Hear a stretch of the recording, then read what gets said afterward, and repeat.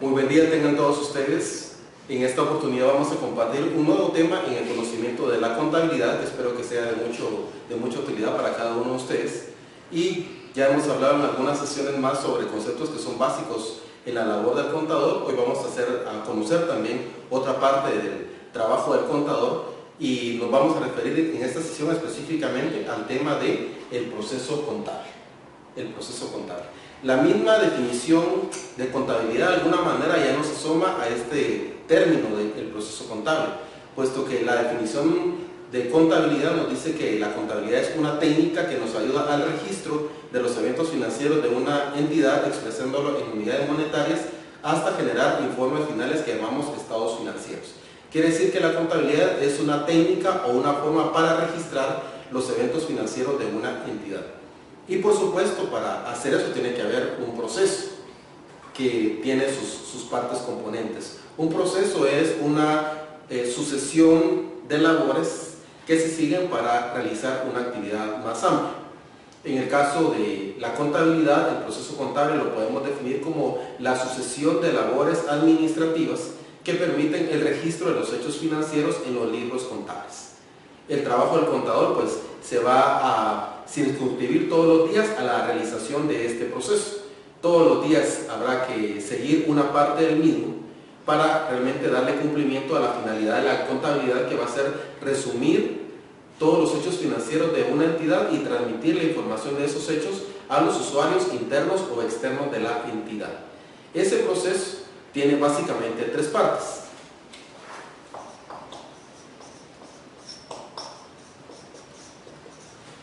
El primer paso es la recolección de los documentos comprobatorios.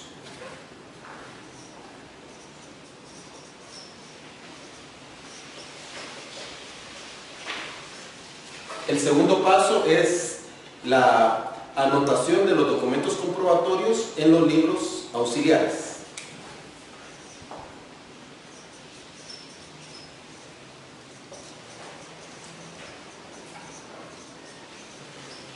Y el tercer y último paso va a ser el registro de los resúmenes de los libros auxiliares en los libros principales.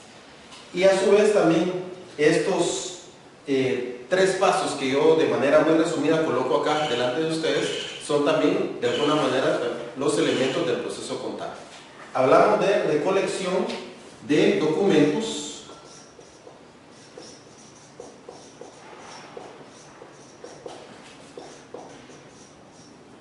Hablamos de recolección de documentos comprobatorios.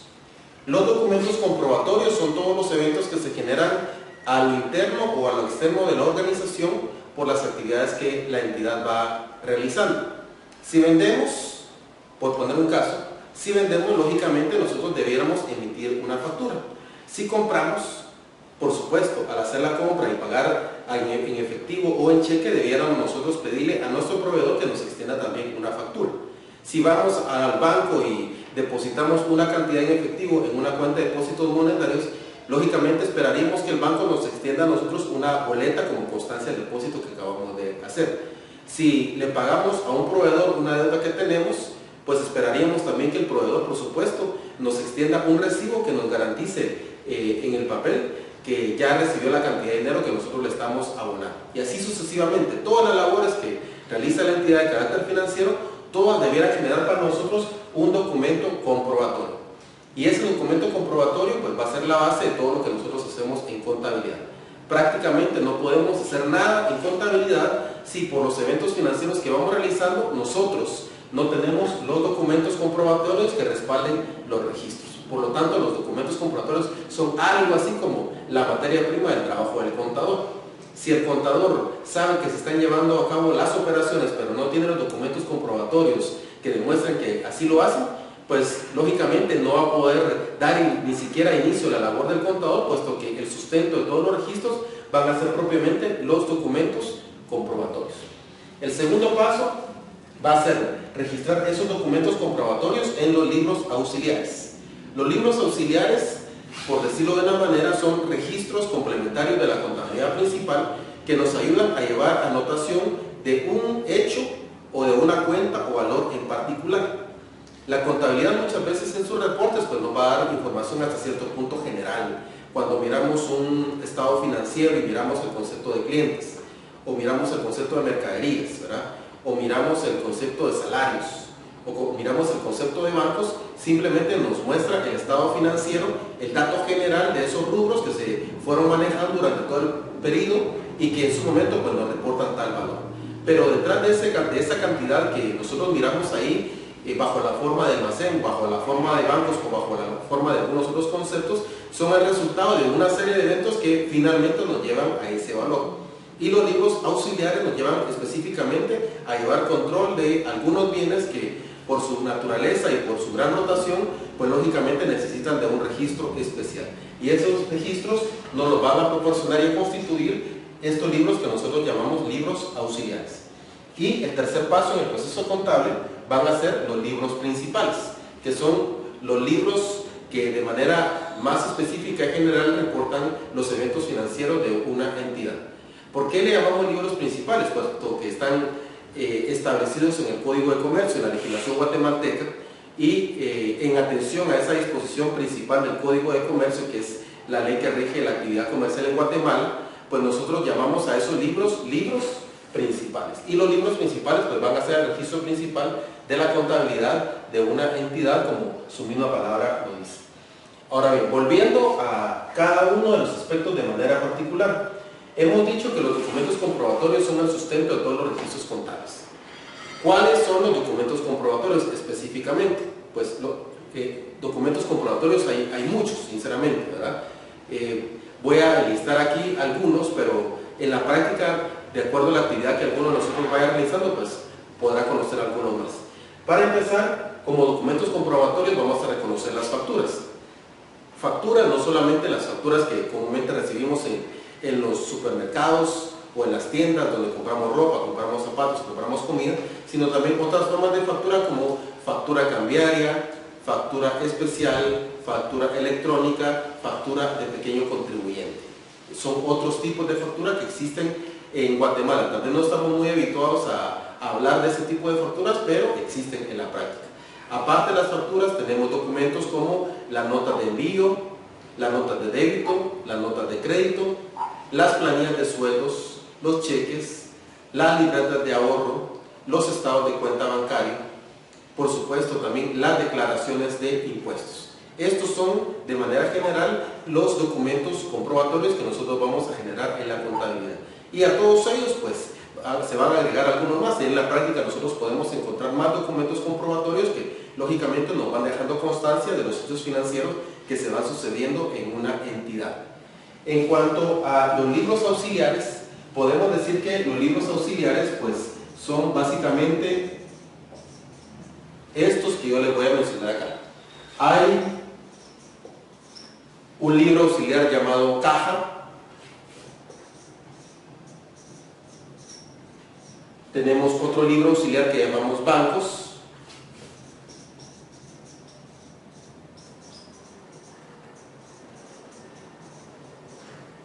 Un tercer libro auxiliar es el libro de cuentas corrientes.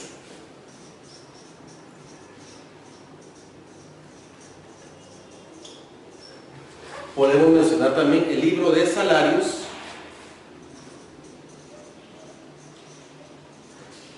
Y por último vamos a citar al libro de almacén. Estos van a ser para nosotros los libros auxiliares. Pudiéramos agregar aquí como complemento el libro de ventas o servicios prestados y el libro de compras también y servicios adquiridos que establece la ley del IVA, ¿verdad? Pero en atención a que ese libro se utiliza no por interés de los contadores, sino por una disposición legal establecida en la ley del IVA, pues no lo voy a mencionar en esta ocasión, ¿verdad? Pero estos 5 libros auxiliares son los que de manera tradicional pues pueden llevar las instituciones para el control. En el caso del libro caja, del efectivo, ingresos y egresos de efectivo. Al decir efectivo me refiero a billetes y monedas. El libro bancos me sirve a mí para llevar registro y control de mis cuentas bancarias, específicamente de los depósitos monetarios. Aquí hago la aclaración. En el caso de bancos nosotros podemos tener 3 clases de cuentas, principalmente 3 clases de cuentas. Pudiéramos tener depósitos de ahorro, depósitos a plazo fijo y depósitos monetarios. Los depósitos de ahorro son hasta cierto punto de una cuenta personal que se controla a través de una libreta de ahorro. Los depósitos a plazo, que son un depósito especial constituido cuando nosotros sabemos que hay una cantidad de dinero que no vamos a ocupar durante cierto espacio de tiempo y que por lo tanto podemos pactar o contratar al banco para que nos resguarde ese dinero durante 6 meses, 9 meses, un año, el tiempo que dispongamos, a un rendimiento mayor que el que normalmente se ofrece en una cuenta de ahorro. Quiere decir que una cuenta a plazo gana más interés que una cuenta de ahorro. Y la tercera clase de cuenta que nosotros podemos tener en un banco va a ser la cuenta de depósitos monetarios, que son las cuentas de cheques. Específicamente, el libro bancos que yo anoto acá en este momento es el libro que nos va a servir a nosotros para registrar y llevar una anotación detallada de los eventos de las cuentas de depósitos monetarios, específicamente cuentas de depósitos monetarios que son las cuentas de cheque. ¿Por qué? Porque la cuenta de depósitos monetarios no tiene libreta, se controla únicamente a través del registro especial del libro auxiliar de bancos, y es también muchas veces el medio bajo el cual el comerciante va a recibir, o la institución va a recibir dinero y también va a pagar a sus proveedores a través de depósitos en cuentas de depósitos monetarios. ¿Oye?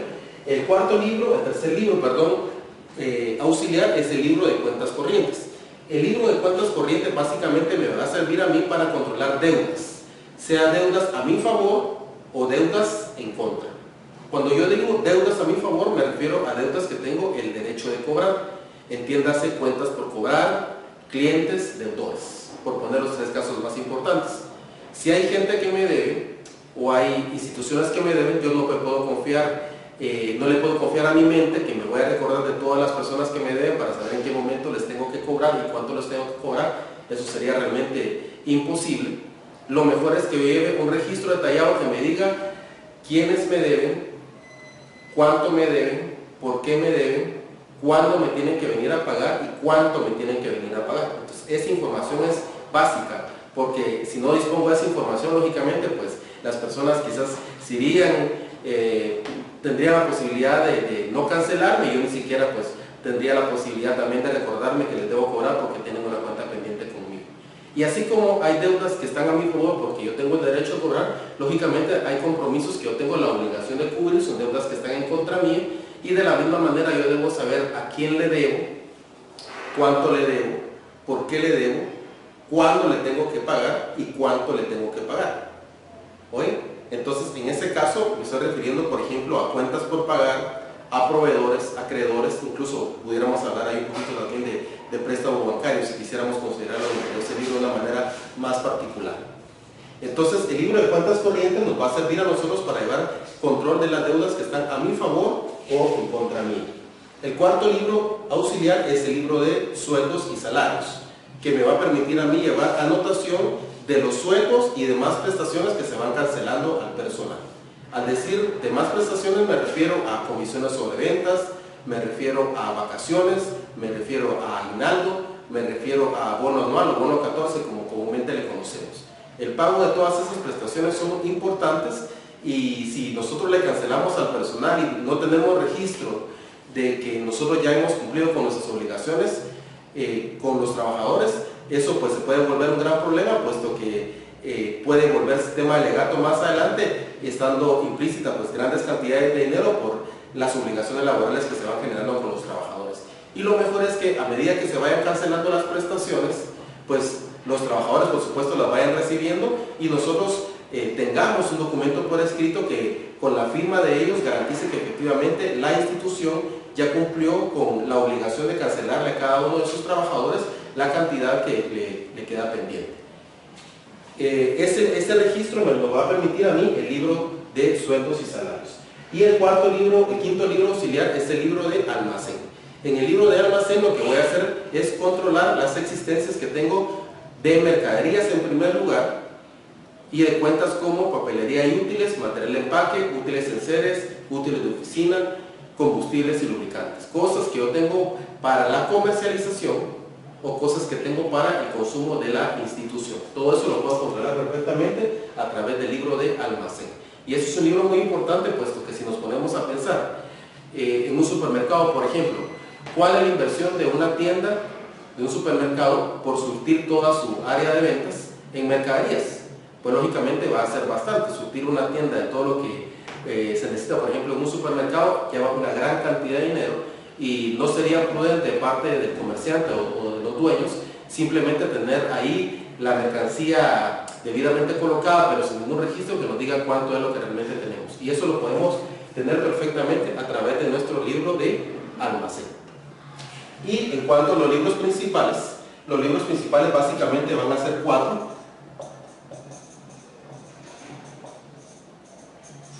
El libro de inventario, el libro diario, el libro mayor,